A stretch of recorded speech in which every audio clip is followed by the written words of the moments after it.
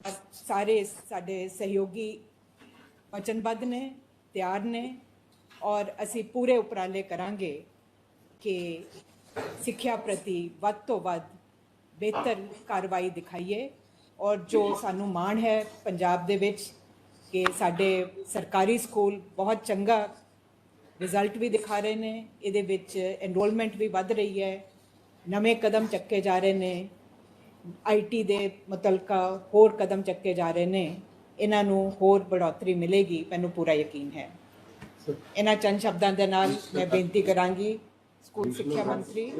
ਸਿੱਖਲਾ ਸਾਹਿਬ ਨੂੰ ਕਿ ਉਹ ਪ੍ਰੋਗਰਾਮ ਅੱਗੇ ਵਧਾਉਣ।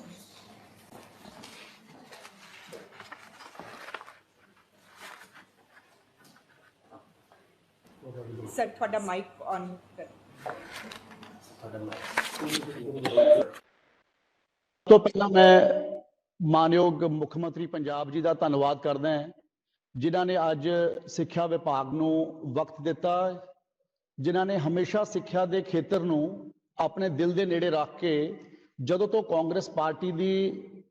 ਕੈਪਟਨ ਅਮਰਿੰਦਰ ਸਿੰਘ ਜੀ ਦੀ ਰਹਿਨਮਾਈ ਹੇਠ, ਤੁਹਾਡੀ ਰਹਿਨਮਾਈ ਹੇਠ ਸਰਕਾਰ ਪੰਜਾਬ ਵਿੱਚ ਆਈ, ਤੁਸੀਂ ਪਹਿਲੀ ਕੈਬਨਿਟ ਮੀਟਿੰਗ ਦੇ ਵਿੱਚ ਹੀ ਆਪਣੇ ਐਸੇ ਅਹਿਮ ਫੈਸਲੇ ਲਿੱਤੇ ਜਿਹੜੇ ਸਾਡੇ ਭਵਿੱਖ ਦੇ ਨਾਲ, ਸਾਡੇ ਬੱਚਿਆਂ ਦੇ ਨਾਲ जुड़े हुए सी, उन्होंने भविख के नाल। तो मैं समझदा कि अज जो सैकटरी स्कूल एजुकेशन ने और साडी चीफ सैकटरी साहिबा ने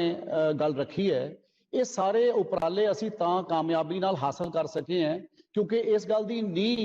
2017 की पहली कैबिनेट जदों पंजाब विच होई थोड़ी रहनुमाई हेठ उस वेले ये कदम चक्कण का फैसला किया गया सी। सो मैं अज जिहड़े साडे समूचे पंजाब दे 1500 लोकेशनस दे विच सारे सरपंच साहबान, SMC दे मैंबर साहबान, अध्यापक साहबान, पेरेंट्स, स्टूडेंट्स, सारे लोग जिहड़े 1500 लोकेशनस ते बैठ के इस गल नूं सुन रहे हैं, मैं उन्हां दा धन्नवाद करदा हां, स्वागत करदा हां। और इस विभाग वालों वख-वख जिहड़े कदम चुके गए हैं उन्हां दे बारे तुहानूं सारिआं नूं इस करके दसना चाहुंदा है क्योंकि साडे सारिआं दे बच्चिआं दे भविख नाल जुड़ियां होईआं गल्लां और जे सिक्ख्या चंगी होवे किसी सूबे दी ते तां ही वो सूबा अगे जांदा है ते सूबे दे बच्चे अगे जांदे हैं ते उहदे नाल ही सूबे दा चंगा भविख निखर के बाहर आउंदा है। सो मैं मानयोग मुख मंत्री जी का धन्नवाद करदा कि उन्हां दा इन्नी अगाह वधू सोच दे सदका आपां अज इन्नियां वड्डियां मल्लां मार सके अपने सूबे दे विच। खास तौर ते जे कोविड-19 की गल करिए क्योंकि आपां सब नूं पता है कि जिहड़ा कोविड-19 आया इसे करके लगातार वर्चुअल प्रोग्राम होने शुरू होए तां जाके पिंडां च स्क्रीनां लग के लोगों नाल इंटरैक्ट करके आपां अपनियां प्राप्तियां नूं या जिहड़ियां गल्लां सूबे दी मजबूती वास्ते होण दी लोड़ है उन्हां नूं लोगां दे समक्ष रखण दी आपां गल करदे हां। तां मैं सब तो पहलां साडे अध्यापकां दा जिन्हां ने कोविड-19 दे दौरान बाकी करोना वॉरियर्स दे नाल मिल के जिन्नियां गल्लां सिक्ख्या विभाग नाल जुड़ियां होईयां सी उस दे उपर बहुत वड्डा काम कीता, चाहे वो ऑनलाइन एजुकेशन देण दी गल सी, चाहे साडे बच्चों नूं मिड डे मील का राशन बचाउण दी गल सी ते चाहे उन्होंने किताबां देण दी गल सी बच्चों तक जिहड़ियां किताबां सिक्ख्या विभाग ने कोविड तो पहला इस साल दे टन्योर वास्ते बच्चों लई छपाईयां सी उन्हां नूं भी ये सारे लोगों ने सिक्ख्या विभाग के कल्ले कल्ले कर्मचारी ने अपनी जिम्मेवारी नूं अपने बच्चों की ते अपने परिवार की परवाह ना करते हुए करोना की महामारी के वेले वड्डे पैमाने ते मूहरे होकर काम किया जिथे मैं उन्हां दा धन्नवाद करदा हां, उन्हां वल्लों कीती गई काम की शलाघा करदा हां। उत्थे मैं अज दे इस मुबारक मौके के उपर मानव मुख मंत्री जी नूं बेनती भी करदा कि उन्हां दा खास तौर ते उन्हां दी कीती हुई जिहड़ी काम है उसकी आपां सारिआं ने मिल के शलाघा करनी है। और इस तो इलावा जो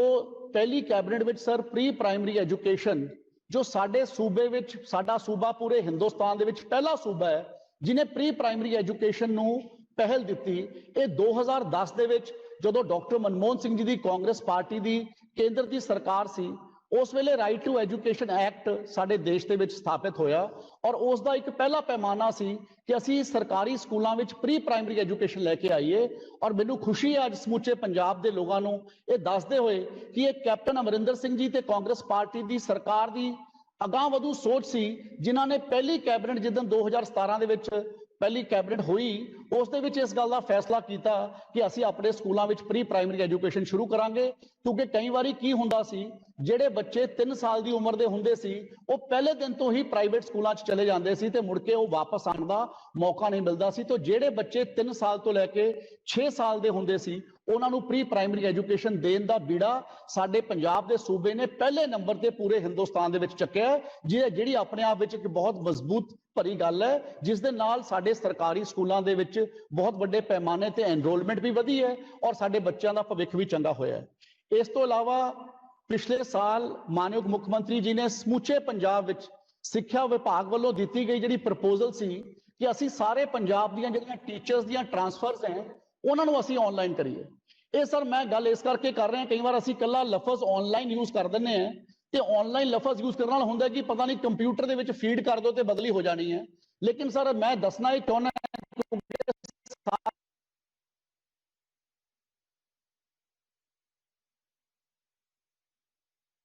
ਸਾਰੇ ਪੰਜਾਬ ਵਿੱਚ ਸੁਨੇਹਾ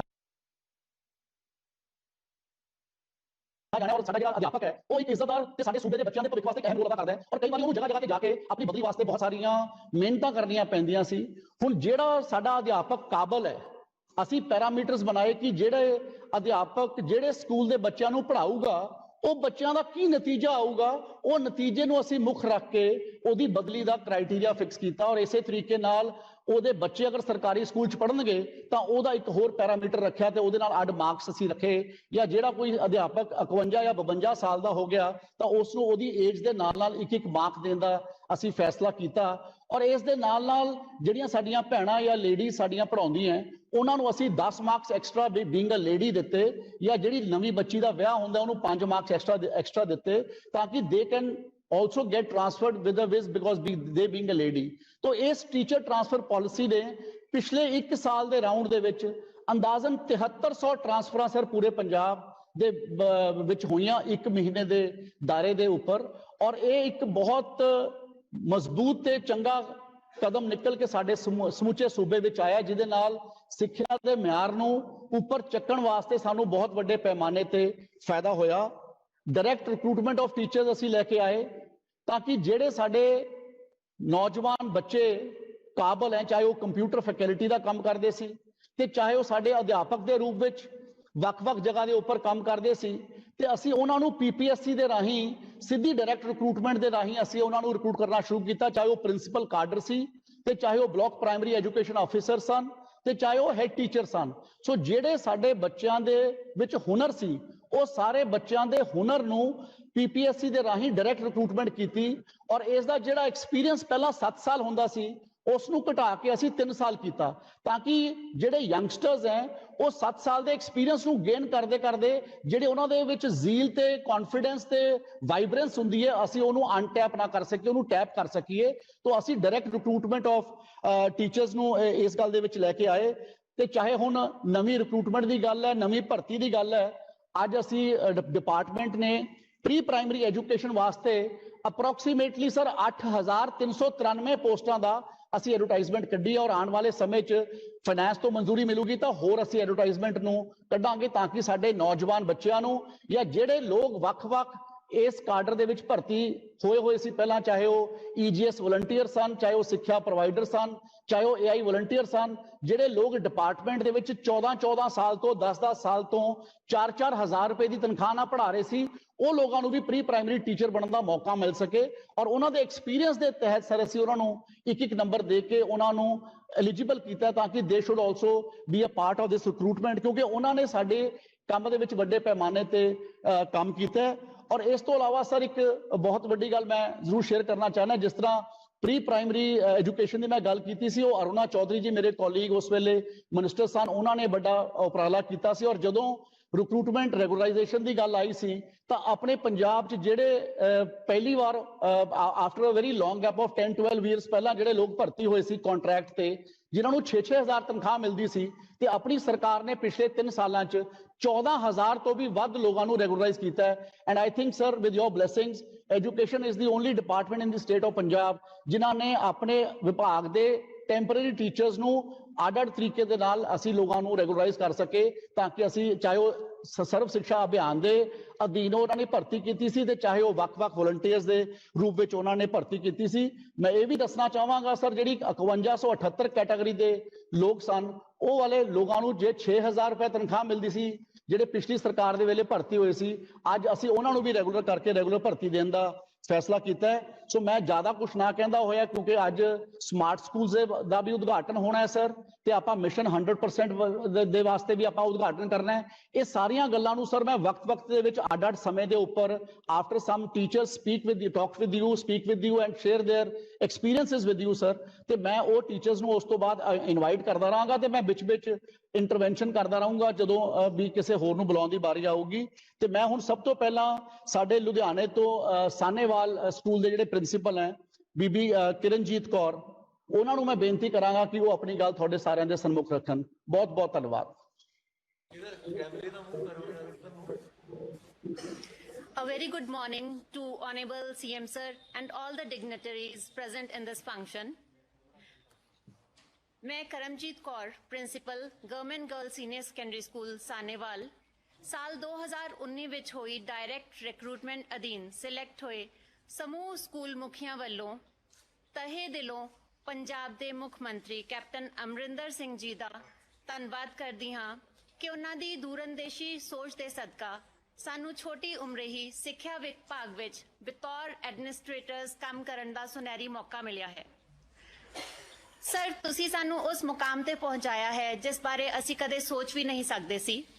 ਤੇ ਅਸੀਂ ਵੀ ਆਪਣੀ ਜੁਆਇਨਿੰਗ ਦੇ ਪਹਿਲੇ ਦਿਨ ਤੋਂ ਹੀ ਆਪਣਾ ਤਨ ਮਨ ਧਨ ਆਪਣੀ ਸਰਵਿਸ ਨੂੰ ਅਰਪਣ ਕਰਦੇ ਹੋਏ ਸਿੱਖਿਆ ਦੇ ਮਿਆਰ ਨੂੰ ਉੱਪਰ ਚੱਕਣ ਵਿੱਚ ਹਰ ਕੋਸ਼ਿਸ਼ ਕਰ ਰਹੇ ਹਾਂ। ਸਰ, ਆਪ ਜੀ ਦੀ 2006 ਤੋਂ ਚੱਲੀ ਆ ਰਹੀ ਮੈਰਿਟ ਬੇਸਡ ਸਿਲੈਕਸ਼ਨ ਪਾਲਿਸੀ ਅਧੀਨ ਜੋ ਸਾਡੀ PPSC ਰਾਹੀਂ ਟਰਾਂਸਪੇਰੈਂਟ ਡਾਇਰੈਕਟ ਰਿਕਰੂਟਮੈਂਟ ਹੋਈ ਹੈ, ਇਸ ਦੇ ਨਾਲ ਐਡਮਿਨਿਸਟ੍ਰੇਟਿਵ ਲੈਵਲ ਤੇ ਇੱਕ ਨਵੀਂ ਰੈਵੋਲੂਸ਼ਨ ਆਈ ਹੈ, ਅਤੇ ਇਸ ਦਾ no doubt long term positive को सब्सक्राइब करें और बेल आइकन दबाएं।